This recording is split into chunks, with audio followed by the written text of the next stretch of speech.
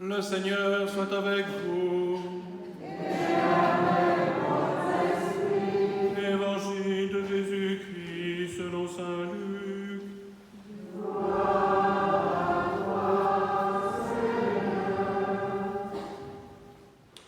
Chaque année, les parents de Jésus se rendaient à Jérusalem pour la fête de la Pâque. Quand il eut 12 ans, ils montèrent en pèlerinage suivant la coutume.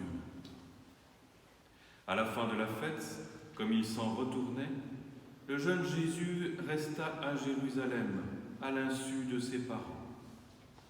Pensant qu'il était dans le convoi des pèlerins, ils firent une journée de chemin avant de le chercher parmi leurs parents et connaissances. Ne le trouvant pas, ils retournèrent à Jérusalem en continuant à le chercher. C'est au bout de 3 jours qu'ils le trouvèrent dans le temple, assis au milieu des docteurs de la loi. Il les écoutait et leur posait des questions, et tous ceux qui l'entendaient s'extasiaient sur son intelligence et sur ses réponses. En le voyant, ses parents furent frappés d'étonnement, et sa mère lui dit : « Mon enfant, pourquoi nous as-tu fait cela ? Vois comme ton père et moi nous avons souffert en te cherchant. » Il leur dit : « Comment se fait-il que vous m'ayez cherché ? Ne saviez-vous pas qu'il me faut être chez mon Père ?» Mais ils ne comprirent pas ce qu'il leur disait. Il descendit avec eux pour se rendre à Nazareth, et il leur était soumis. Sa mère gardait dans son cœur tous ces événements. Quant à Jésus, il grandissait en sagesse, en taille et en grâce, devant Dieu et devant les hommes. Acclamons la parole de Dieu.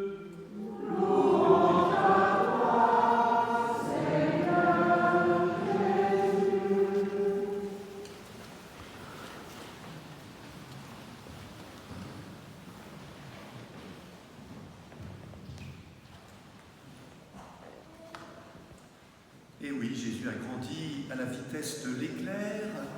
Hier, il venait de naître. Aujourd'hui, il a 12 ans. Voilà, 12 ans en 24 heures. Miracle, miracle, pourrions-nous dire.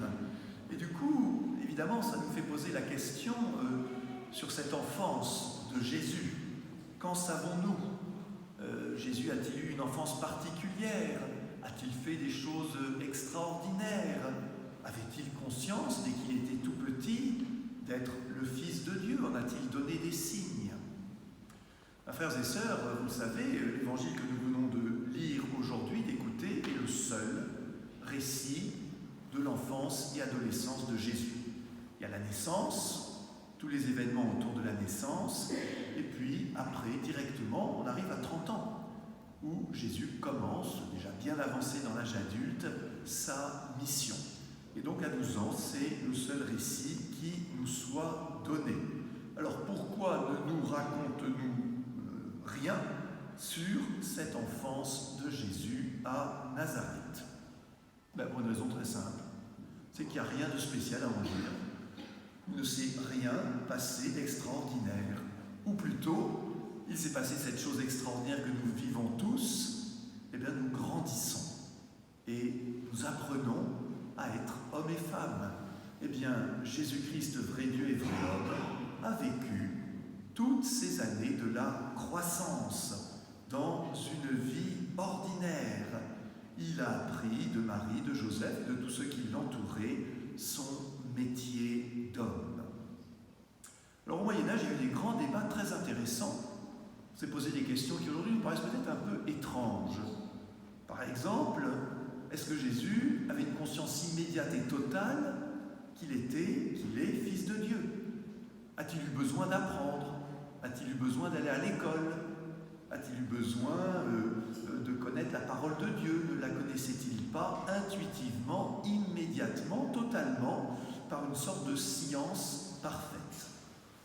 Alors souvent, par piété, on voulait prêter à Jésus cette science immédiate et parfaite de toutes les choses. Alors Jésus savait l'algèbre, la grammaire, toutes les langues du monde, toute la connaissance de la Torah, comme ça, immédiatement. Là, on se dit, ça ne va pas. Dans ce cas-là, qui n'est pas vraiment homme, parce que nous, on a à apprendre tout cela. Donc il faut bien distinguer, frères et sœurs, par sa nature divine. Jésus a toujours eu, selon son âge, cette conscience de lui-même comme fils de Dieu et bien-aimé de Dieu. On va y revenir dans cet épisode. Mais comme il est aussi vrai homme, il a appris, comme chacun de nous, certainement avec une grande intelligence, une grande vivacité, parce que humainement, le Seigneur Jésus a toutes les qualités qu'on peut souhaiter pour un enfant, mais comme chacun de nous, il est allé à l'école, à la synagogue, à l'école parentale aussi. Il a appris de Marie, de Joseph, comment prier avec des mots humains. Il a appris de Joseph le métier de charpentier. Il a appris. Et donc, Nazareth, toutes ces années, vous voyez que c'est, j'ai envie de dire, le test de la réalité de cette humanité de Jésus. La vie que l'on appelle cachée à Nazareth. Alors me direz-vous, mais avait-il conscience et comment avait-il conscience d'être fils de Dieu? Alors on pourrait déplacer un peu la question. Prenons une comparaison qui va peut-être vous paraître étrange. Quand Louis XIV est mort, son fils était décédé, son petit-fils était décédé, c'est son arrière-petit-fils, Louis XV, qui lui a succédé.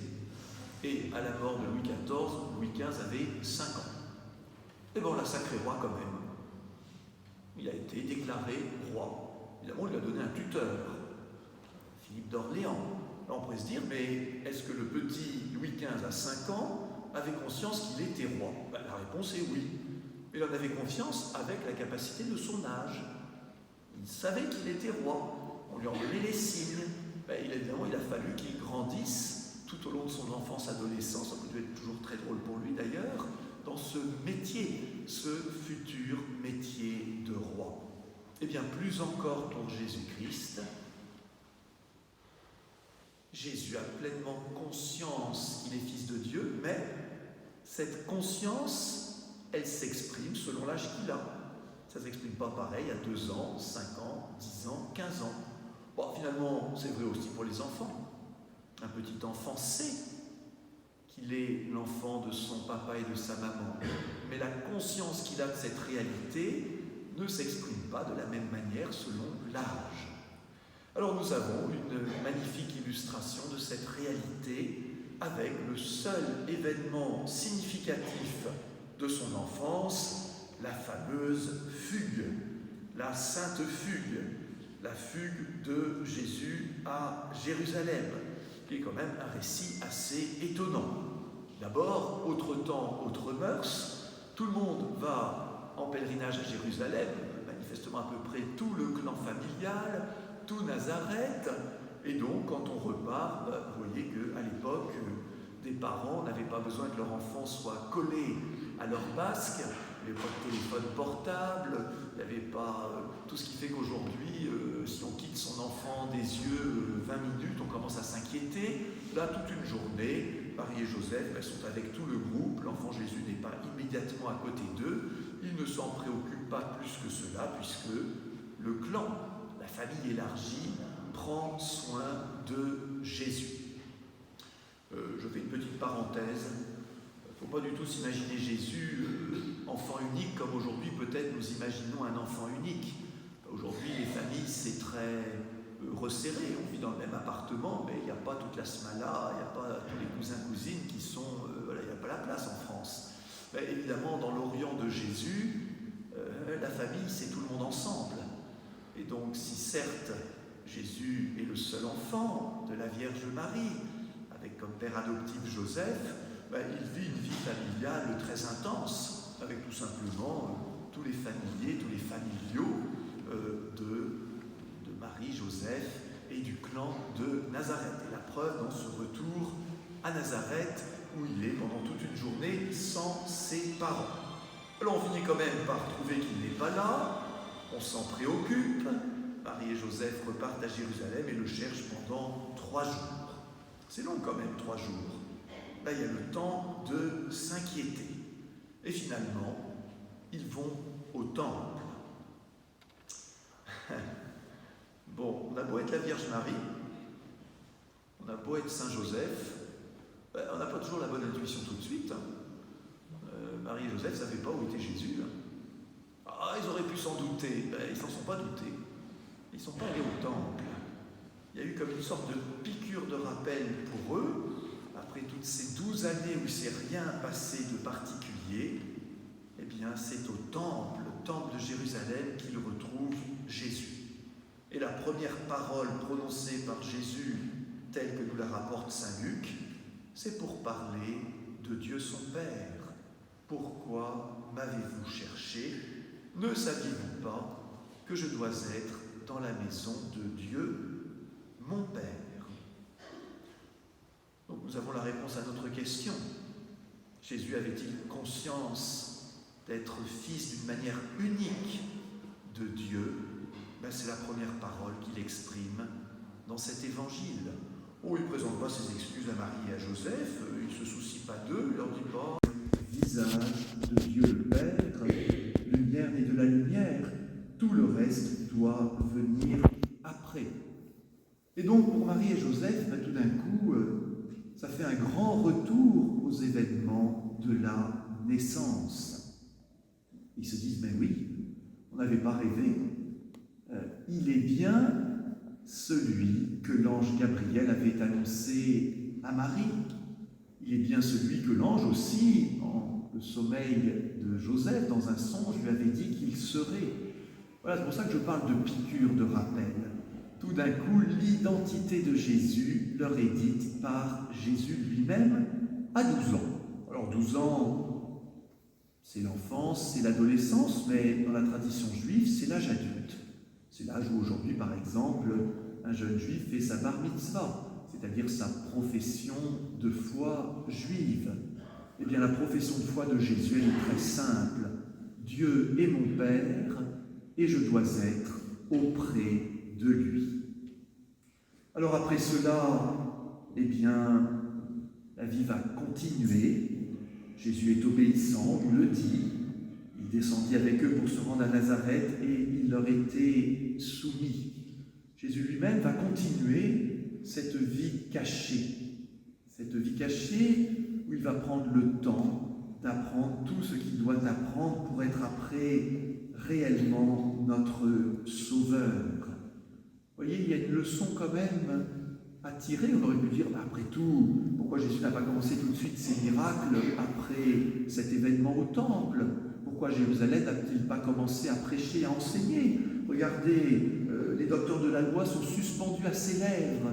Il les écoute, il leur pose des questions tellement intelligentes qu'ils sont émerveillés. Il n'avait qu'à continuer. Il avait qu'à prendre la parole et dire, ça y est, maintenant, je me lance. Mais ce n'était pas le moment. Il y aura encore, frères et sœurs, je me permets de le souligner, 18 années. 18 années, c'est long. De silence, de travail, de vie familiale, de vie ordinaire. Alors je tire quelques leçons de cet évangile pour terminer. Peut-être pour nous d'abord une leçon de patience. On est souvent très pressés.